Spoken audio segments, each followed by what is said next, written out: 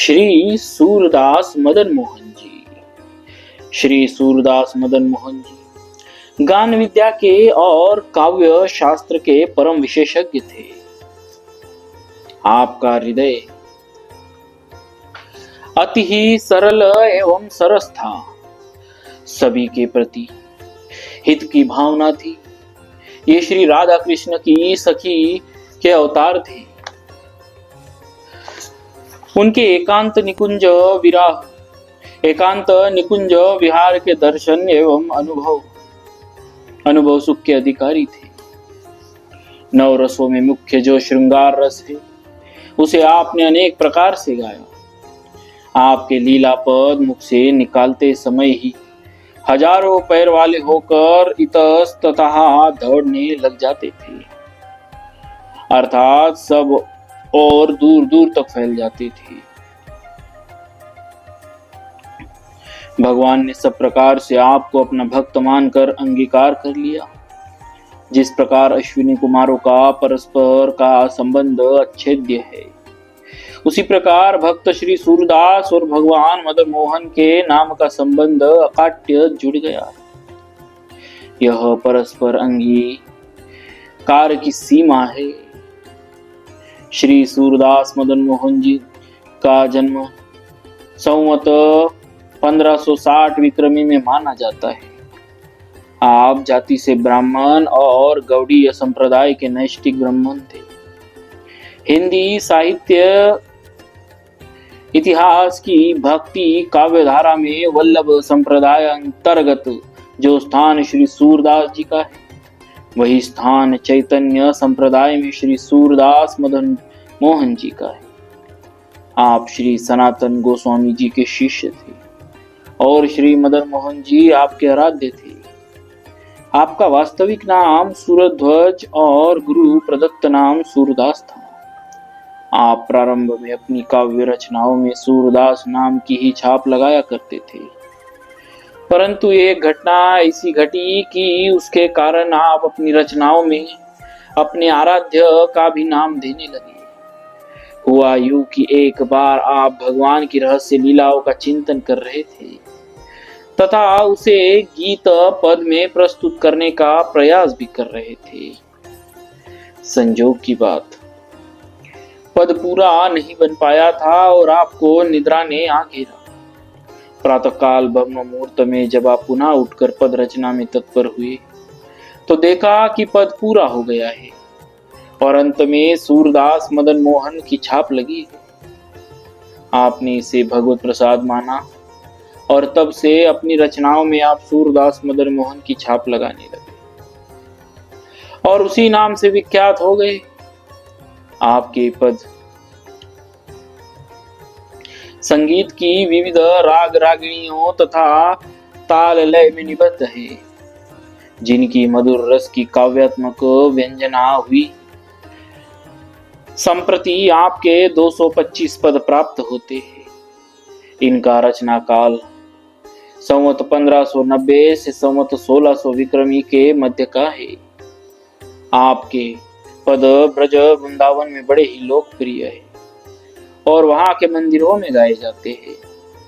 यद्यपि आप गौड़ीय वैष्णव संप्रदाय में दीक्षित थे, परंतु आपके पदों में किसी भी प्रकार का सांप्रदायिक पक्षपात नहीं अवलोकित होता। वस्तुतः आपके पद मानसी भावना में लीन होकर गाए गए हैं, अतः उसमें दिव्य भावोल्लास की अभिव्यंजना हुई है। आपके जीवन का प्रारंभिक समय हरदोई जिले के संडीला नामक स्थान पर बीता, जहां आप तत्कालीन भारत सम्राट अकबर बादशाह द्वारा कर वसूली के लिए नियुक्त किए गए थे।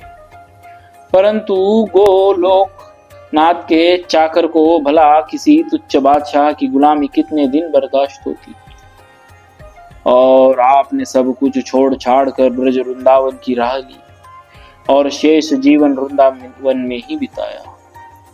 वृंदावन में पुराने मदन मोहन जी के मंदिर के निकट श्री सनातन गोस्वामी जी के समाधि स्थल के मार्ग के एक कोने में आज भी आपकी समाधि विद्यमान है। एक बार आपने संडीले के बाजार में बहुत अच्छा गुड़ देखकर दाम बढ़ाकर उसे खरीद लिया।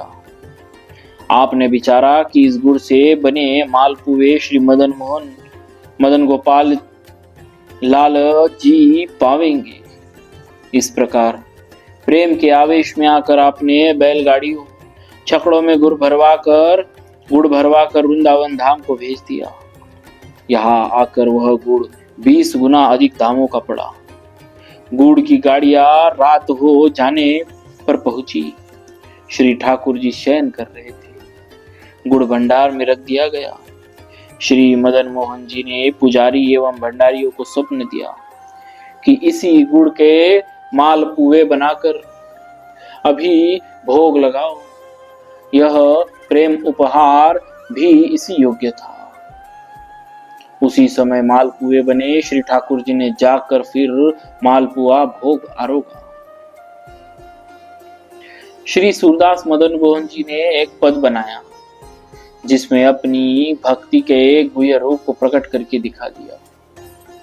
उस पद का अंतिम तुक है, संतन की पानही को रक्षक कहा हूं मैं।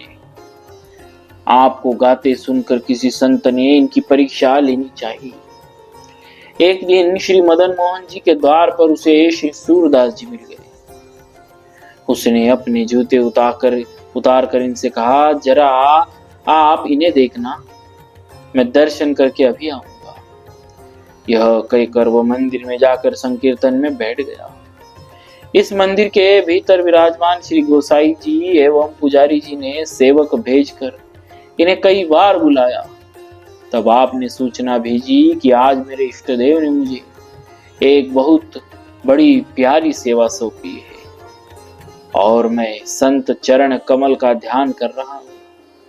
यह सुनकर सभी ने एवं परीक्षक संत ने भी आकर देखा तो आपकी करनी कथनी के अनुसार थी। सभी इस निष्ठा पर न्यौछावर हो गए। श्री सूरदास जी ने तहसील वसूल से प्राप्त बादशाह अकबर की सारी संपत्ति साधु संतों को खिला पिलाकर बराबर कर दी। बादशाह की आज्ञा से वित्त विभाग के अधिकारीगण दिल्ली से खजाना लेने के लिए संडीले को आए और बोले कि आप राज आज्ञा को मानिए, खजाना भेजिए। आपने स्वीकार कर संदूकों में कंकड़ पत्थर भर दिए। साथ ही संदूकों में एक एक पत्र रख दिया जिसमें लिख दिया कि संडीले की कुल आय 13 लाख हुई है। इसे सब साधुओं ने मिलजुट कर गटक लिया। इसी से अब हम चुपचाप श्री वृंदावन जा रहे हैं। संदूकें दिल्ली पहुंची और बादशाह के सामने खोली गई तो उनमें रुपयों के स्थान पर कंकर पत्थर भरे मिले। एक पर्चा मिला जिसे पढ़कर बादशाह श्री सूरदास जी की भक्ति पर रीझ गया तथा वह भी प्रेम में डूब गया। परंतु वित्त मंत्री टोडरमल ने पुनः सिपाहियों को आज्ञा देते हुए कहा कि सूरदास ने सरकारी धन को नष्ट कर दिया, इसीलिए जाकर उसे पकड़ लाओ। अभक्त मंत्री ने इसे पकड़ मंगवाया। लोगों ने इन्हें बादशाह के सामने हाजिर करना चाहा तो उसने कहा कि इन्हें मुझसे दूर ही रखो, किंतु टोडरमल ने इन्हें दुष्ट दस्तमखा नामक जेलर के हवाले कर दिया। उसने इन्हें कारागार में बंद कर असह्य कष्ट देना शुरू कर दिया।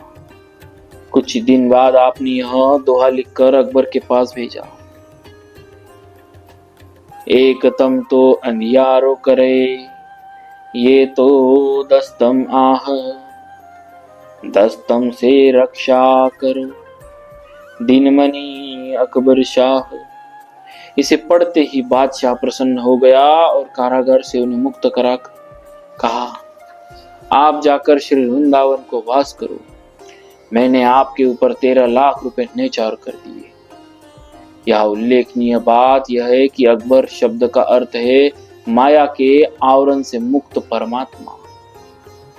श्री सूरदास जी मदन मोहन दिल्ली से वृंदावन को आ गए। श्री सूरदास जी मदन मोहन दिल्ली से श्री वृंदावन को आ गए। उनका मन निकुंज लीला माधुरी में मग्न हो गया। ऐसी प्रेम अवस्था में जो भी पद बनाए वे भगवत स्वरूप के रस की राशि हुई। आपके हृदय में श्री युगल किशोर प्रिया प्रियतम के नित्य विहार का दिव्य प्रकाश छाता रहा। इस विषय में श्री प्रियादास जी ने इनके लिए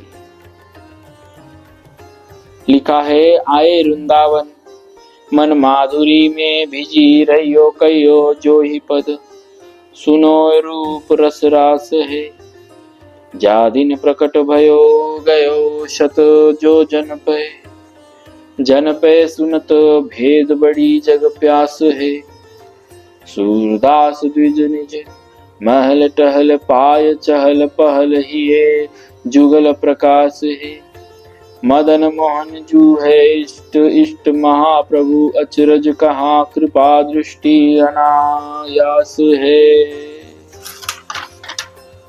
वो भक्तो बोलिए श्री सूरदास जी मदन मोहन जी भगवान की जय। भक्तवत्सल भगवान की जय।